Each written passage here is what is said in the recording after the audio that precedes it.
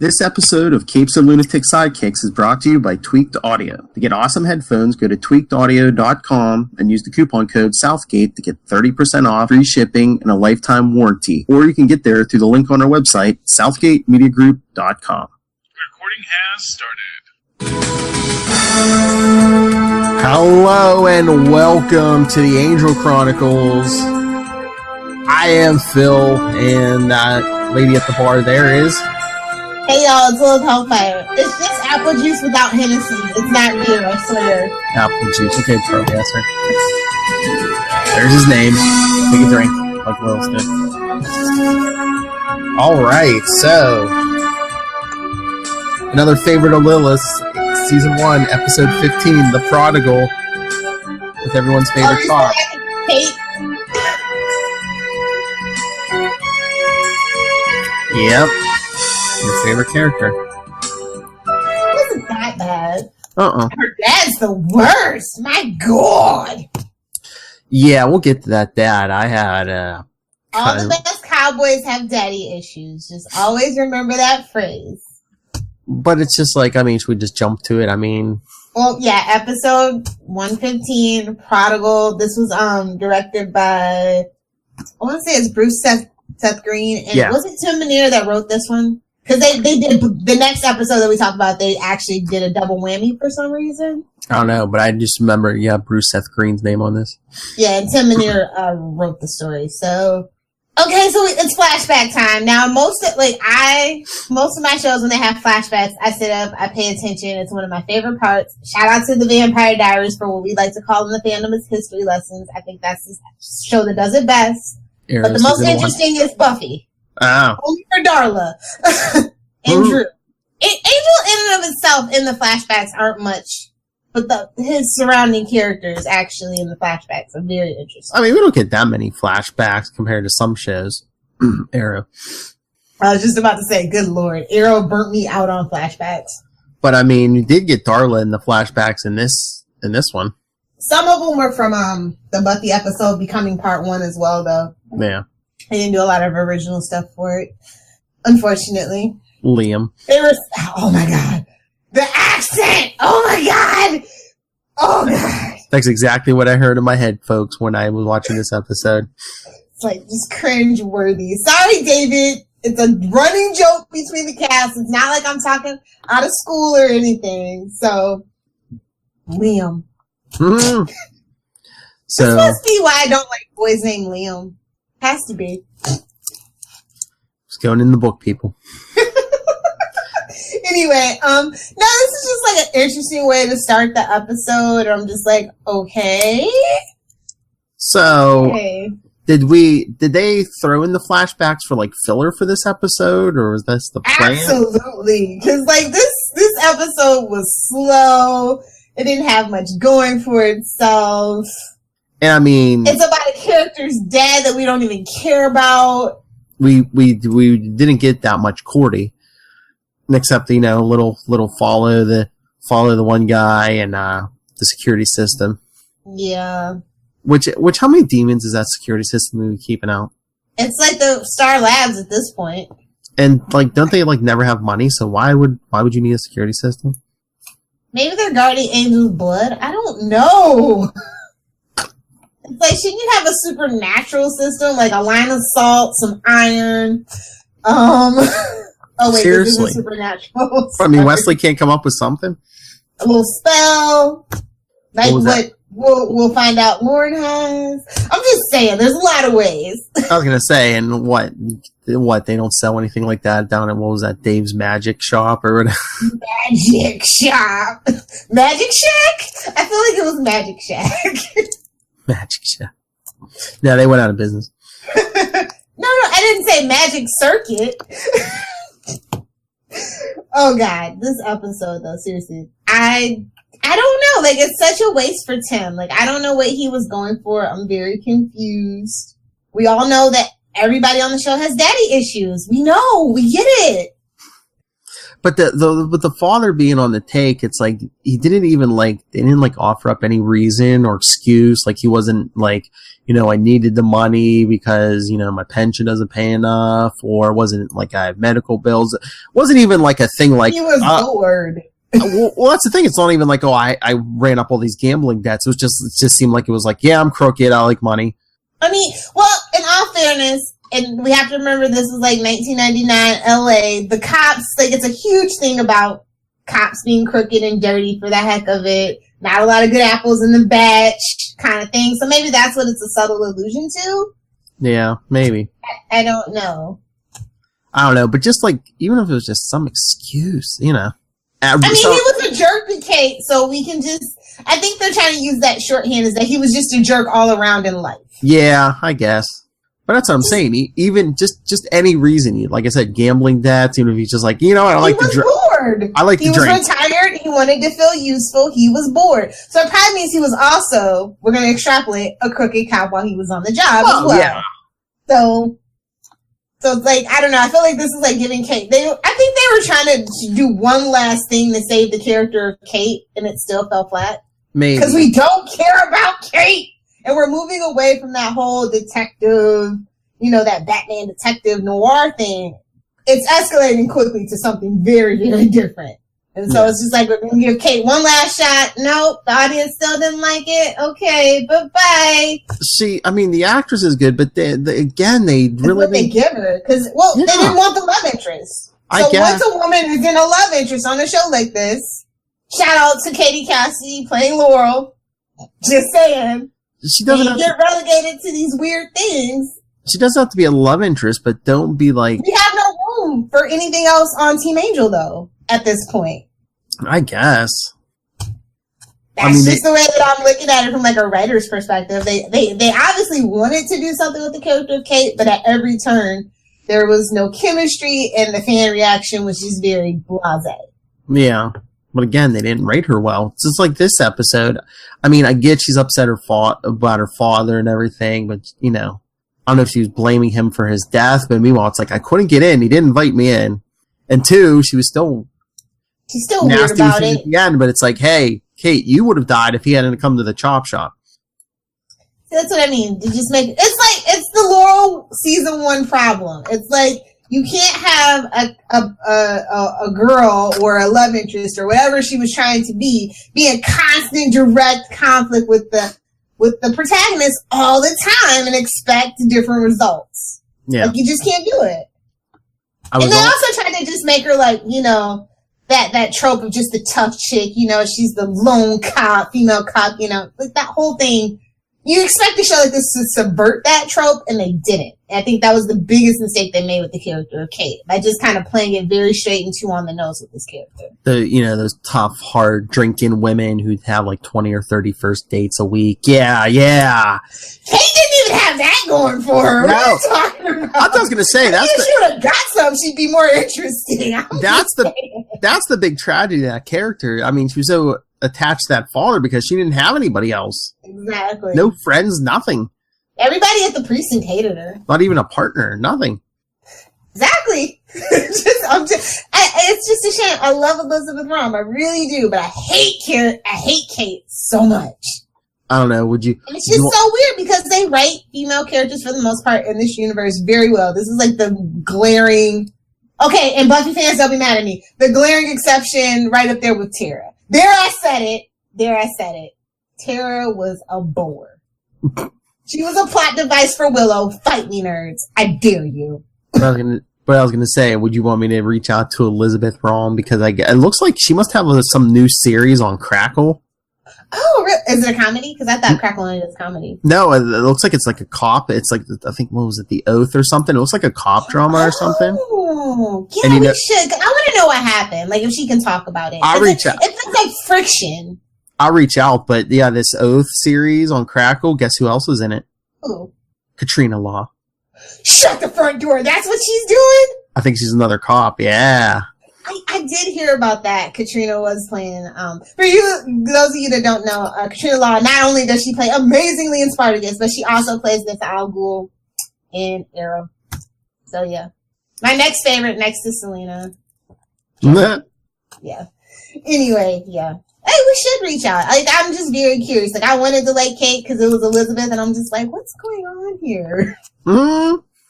But like, yeah, I just feel like this was their one last Hail Mary for the character, and they're like, we gotta move on. Yeah, because I think the character only makes like 2 more appearances or something in season 2. Yeah. No, there's one more in this. I think doesn't she show up during the one of those Faith episodes this season? Yeah. Because isn't she tracking Faith down? I think. Yeah, and then I think there's like one. Is that 5x5? One of them, because isn't there like 2 episodes? She's in one of those episodes. Yeah. Okay. And I think she shows up in season 2. Like, yeah, that's the last time we never see her again, like, literally. Yeah. Yeah. It's just a weird one. Like, it just, I don't know, it didn't focus on Team Angel, so, like, I'm just already kind of like, And again, no powers that be, vision, no you know what? heart. Maybe that's the sign that the episode's gonna kind of probably suck. If we don't get a vision. Yeah, because kind of like, why are we here? Yeah, I think we'll test that theory. It's a few more episodes. Well, I was thinking, I'm trying to remember, did they say anything in the beginning of the episode? Because the episode opens with, like, Angel killing that demon, so did Cordy maybe get a flash off screen, maybe? Off screen, but on screen. It has to be on screen to count. Yeah. Just like a death. Even though, sometimes, even if you do see a body, Malcolm Merlin looking at you. But yeah, just the beginning of the episode when they're like, yeah, all the witnesses said that it was pulled out of the top of the subway car. By what? I just was like, Batman. Also, I did enjoy the bickering about the demon database. It's like, come on, dude. You totally know computers are faster than you looking up in a book. Come on. Willow taught us this. Come on, Wesley. Stop it. He's a watcher. They believe in their books. Ugh.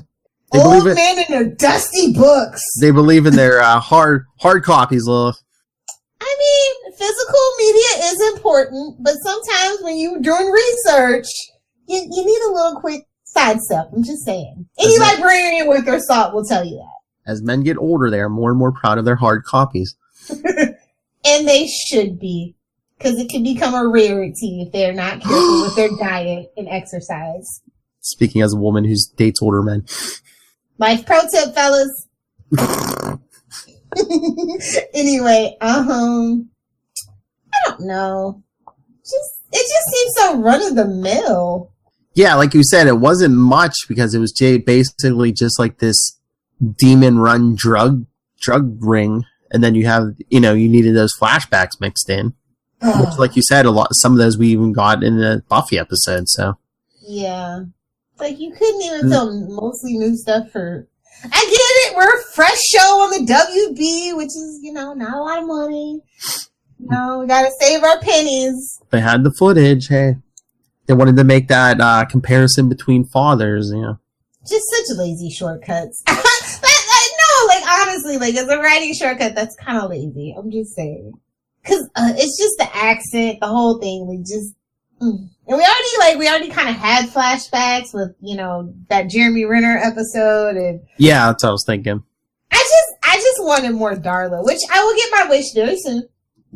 I like Darla. Oh yeah, I do. I was surprised. I'm surprised we didn't get more flashbacks, just because it's a vampire show and. Well, the period piece, they kind of really stuck it to themselves when they made him be turned in the 1700s. Instead of saying the early 1900s or whatever. It's a little but I don't know if they wanted that whole time frame because they wanted him to have a lot of history, yeah. A lot of time as Angelus, and then in more time as Angel. Yeah. I get it, but it's that's probably why we didn't get flashbacks, because man, doing period pieces in a show like this on a network like that, it had to be hell. I mean, he wouldn't be as tortured if he was Angelus for 6 months. Come on. I don't know, nowadays, guys are pretty emo. Won't shut up about their feelings. I won't say anything. That's a quote from The Good Place, a paraphrase from The Good Place, which I am obsessed with right now currently. Anyway, we'll talk about that probably, because Charlie watches it. We'll talk about that for Capes. Episode 69. Anyway, I just don't know what else to say about this episode. It's very, average. And I would give it about a C, a solid C. Yes. Everything was just kind of ho-hum and very much a filler episode. This didn't push the plot further for nothing. So, let's see. Are there any tidbits I want to talk about? Oh, this episode actually has a pretty high body count if you count the flashbacks, because Angelus kills his whole family. And the, what is that? 2 demons, 5 vampires. And in the flashback, that, the dude in the cemetery. Yep, so 6 humans, 2 demons, and 5 vampires. It's pretty big. So yeah, it's the first appearance of Darla. I think they had to, like, almost do this flashback because we're quickly approaching this big thing with Darla. Because of what's coming, yeah. Yes, I think that's another reason for the flashback. Oh, yeah. I'm sorry, but, like, Kate's dad calling Angel gay, like, really, bro? Well, what do you say, West Hollywood? Yeah, which is the gay neighborhood in Hollywood. Well, at first he was like, what, is he married? But, like, I don't know if you're familiar with the guy that plays Kate's dad, but I'm a huge horror fan, and he was in Waxwork, where he plays Marquise de Sade, and I'm just like, oh, yeah. What a waste. Like, way to go out on a womp-womp note. It's actually, I feel like that movie's where Joss Whedon got his inspiration from the Buffy episode Prime Evil, and also, I don't know if you've ever seen Cabin in the Woods. If you guys have not seen Cabin in the Woods, oh my god, please go see Cabin in the Woods. Yeah. Yes, it's like Scream, but better. I didn't think I'd ever say that, because I really love the first Scream. So yeah, go see Cabin in the Woods if you haven't. What else? Oh, they messed up the Lord's Prayer.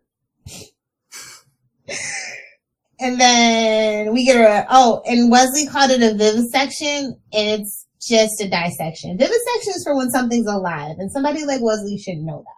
When he's talking about that demon. The adrenal gland, yes. Yeah, I'm just like, And then you can see their breath too. Angelus's and Darla's breath when they're, when he rises, and I'm just like, oh yeah. A, vampires don't need to breathe, and B, they damn sure don't have body heat, but okay. I don't know, if you drink some warm blood, does that give you some, That is a good question. Oh, but my favorite tidbit about this episode is that the cemetery scene is shot in the Forever Cemetery behind Paramount Pictures. No? So, and they couldn't, also fair enough, Tim Minear did say they didn't have budget to digitally remove the actor's breath. So yeah. Fair enough. But I'm just saying, I saw it. Good for you. Oh, also, there's a boom mic in that scene of Kate and Angel in her office talking about evil things. I was just like, this episode is a mess! This is like the most like bloopers I've seen on an episode of Angel in a while. Maybe they're just like, oh, it's a Kate episode. Exactly, because also when Kate is crying over Trevor's dead body, his eyes blink. Oh! I'm just saying. I mean, not to be a nitpicky nag, but like, wow, this episode. Daddy, are you? Oh, sorry. Oh yeah. Kate did have one good line. She's like, "Look, no offense, I think you're probably a pretty decent guy for what you are." Well, yeah, Kate, you gotta go. Save your life. Yeah. Oh, boy. Daddy issue episodes just get to me every time. I don't know why. I think it's because they're always over the top and cliche. Like, there's never been an episode on any show ever dealing with daddy issues that's just been, like, authentic and, like, relatable. It's just all ham-fisted. Well, again, she had nothing else in her life. And that's the writer's problem. I know. It's not the audience. Don't make the audience suffer. Anyway, did you have a favorite scene or line? Oh, Lord. What was the line? I like when Angel comes in the chops. Oh, no. When Wesley's like, I thought the plan was just reconnaissance. Angel's like, oh, we're past that. Where's the plan B? What's plan B? And he pulls the axe out. He's like, do I have to explain it? I know. It's like, Wesley, didn't we just have this talk in the last episode? Okay. Enough about this Kate episode. Oh, you're done. I'm done. I think I've nitpicked it to death with all the continuity and blooper errors. All right, so maybe next few days I'll reach out to Elizabeth and see if we can get a interview. I'll be nice. I play nice. I know. You'll be like, how is it working with Katrina Law? All right. So, anybody else from the show, or if you're just listening to this and want to send us your thoughts on the episodes, email us, capesandlunatics@gmail.com. Find us on Facebook, Angel Chronicles, @Angel TV Podcast on Twitter, and @CL Sidekicks. Follow CL Sidekicks on the gram and the voicemail 614-382-2737. That's 614-38-CAPES. And Miss Lilith Hellfire, who dates a lot of men, which I'm sure doesn't have daddy issues. Where can people get a hold of you? I sure don't have daddy issues. Not stripping, am I? Hey-oh. Anyway, if you guys want to fight me about what I said about Tara, you can add me at Lilith Hellfire. But if you want to talk Smallville, Superman, or just swearing or whatever, Save Me Podcast, Pinterest, Twitter, Facebook, and Instagram. And if you want Philip, where can all the lovely people that want to come on our podcasts, our mini podcasts, find you at? That's right. If you want the secret direct to me email, nightwingpvp@gmail.com, and on Twitter I am @nightwingpvp. All right, and catch me on the latest episode of Biters, right here on the Southgate Media Network of podcasts. That's right, with Will Hellfire's girlfriend Marnell. Oh, did you send her my love? Of course. Okay. I also told her what we're doing on Saturday. She was all like, yeah.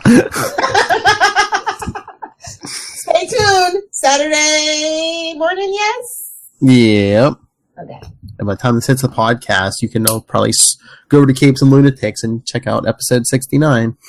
So go check that out, because for now, this has been the Angel Chronicles, where we help the helpless and they pick the picky ears of their way.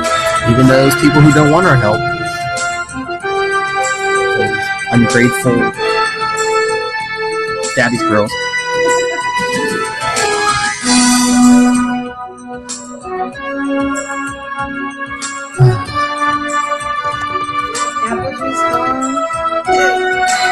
So this Angel, is he good at what he does? He looks out. What? He looks out. He's not really good at his job. He's just lucky. It's just been there a long time.